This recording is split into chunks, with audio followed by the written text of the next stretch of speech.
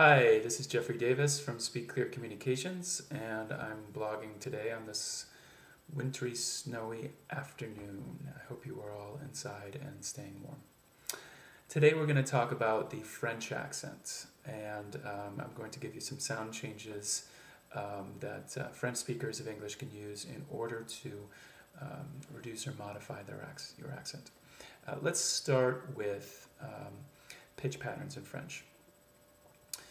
The French accent tends, in American English and to the American ear, to go up quite a bit, especially at the ends of what are called in French rhythm groups. We don't have rhythm groups in American English, but in French, even a statement, the inflection throughout the sentence builds. So, for instance, you might hear a French person sounding a little bit like this. Be sure, when you serve, not to put your arm in front of the customer's face. You'll notice that the inflection builds throughout the sentence. Let me do it again, see if I can do it a little bit better. Be sure, when you serve, not to put your arm in the customer's face. You'll see that the sentence builds an inflection throughout the sentence. It starts low and begins to build until it reaches a point of highest inflection at the end of the sentence.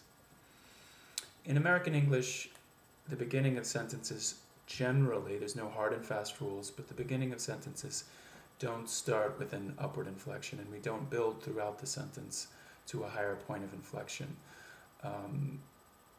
Upward inflection tends to happen at the end of the sentence, especially for greetings and questions. And also, as you may have just noticed, as a way of contrasting two examples.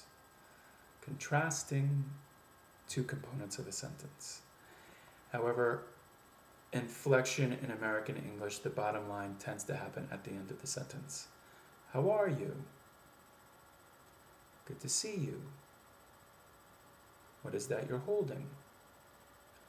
In French, the inflection starts at the beginning, upward inflection starts at the beginning, goes all the way and builds to a crescendo at the end. So the bottom line, you want to go a little bit more downward with your inflection, especially if it's a statement. So instead of be sure when you serve, be sure when you serve. Not to put your arm in front of the customer's face. Be sure when you serve, not to put your arm in the customer's face, the French version. The American English version. Be sure not to put your arm in front of the customer's face. So just think a little bit more downward with that inflection. Okay, so now let's talk about the L sound in French and the L sound in American English. The position of the lips in French is more forward, something like this. And often in French, the lips tend to round or go to the vowel sound after the consonant. For instance, if we're to talk about the L sound, instead of saying Louvre, as we might say in American English, a French person might pronounce it Louvre. You'll notice that the lips are actually going to the oo sound before the L has really been finished. Before the speaker has finished the articulation of the L. Louvre. This is the French L. Let, lips, left, lieutenant.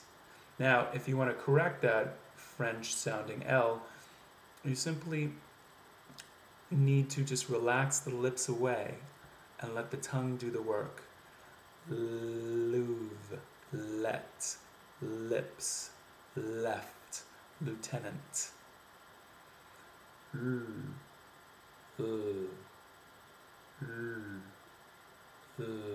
It's really just a matter of relaxing the lips away and placing that sound forward in the mouth.